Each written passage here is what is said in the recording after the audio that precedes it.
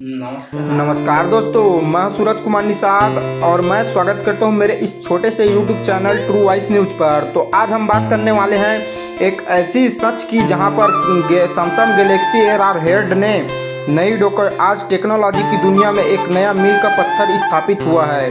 दक्षिण कोरिया की company Samsung ने आज नया extended reality headset Galaxy XR launch कर दिया है। यह सिर्फ एक डिवाइस नहीं बल्कि एक नए प्लेटफॉर्म की शुरुआत है जिसे एंड्रॉयड XR कहा जा रहा है। सैमसंग ने इस प्रोडक्ट को विकसित करने के लिए गूगल और क्विककॉम के साथ साझेदारी की है। इस हेडसेट में क्विककॉम और Snapdragon XR2 plus gen 2 chipset इस्तेमाल हुआ है। यह device Android XR operating system पर चलता है जो विशेष रूप से XR मिश्रित इकोसिस्टम के लिए बनाया गया है। गैलेक्सी XR का उद्देश्य सिर्फ गेमिंग या मनोरंजन तक सीमित नहीं है बल्कि कार्य, रचनात्मकता और क्रिएशन जैसे क्षेत्रों तक XR को ले जाना है।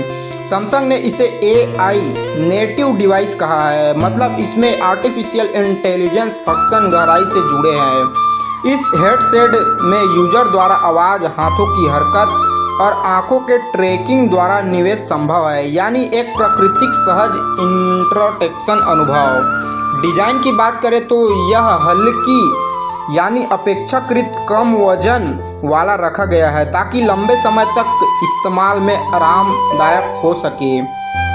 कीमत की दृष्टि से भारत में अभी आधिकारिक पुष्टि नहीं हुई है, लेकिन US में इसकी कीमत लगभग $1799 है। यह कीमत कई अन्य high and XR VR headset के मुकाबले कम है, उदाहरण के लिए एप्पल या विजन प्रो।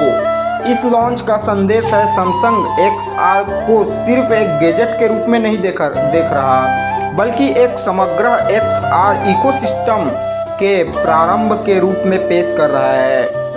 उद्योग में विशेषज्ञों का कहना है कि यह कदम X मिश्रित वास्तविक बाजार में प्रतिस्पर्धा को तेज कर सकता है, खासकर उपभोक्ता और इंटरप्राइजेस दोनों क्षेत्रों में। हालांकि इस तरह के XR हेडसेट अभी तक व्यापक जन उपयोग में नहीं पहुंचे हैं। बाजार और चुनौतियां मौजूद हैं। सैमसंग ने यह भी संकेत दिया है कि आगे विभिन्न रूपों में XR डिवाइसेस आएंगे, जैसे हल्के स्मार्ट ग्लासेस इत्यादि। भारत में इस हेडसेट की उपलब्ध कीमत और लॉन्च विवरण अभी स्पष्ट नहीं है, लेकिन वैश्विक स्तर पर यह उपलब्ध हो चुका है। कुल मिलाकर गैलेक्सी XR एक महत्वाकांक्षी कदम है जो टेक्नोलॉजी, कंप्यूटिंग और इंफ्रास्ट्रक्चर के विशेष की दिशा को रेखांकित करता है।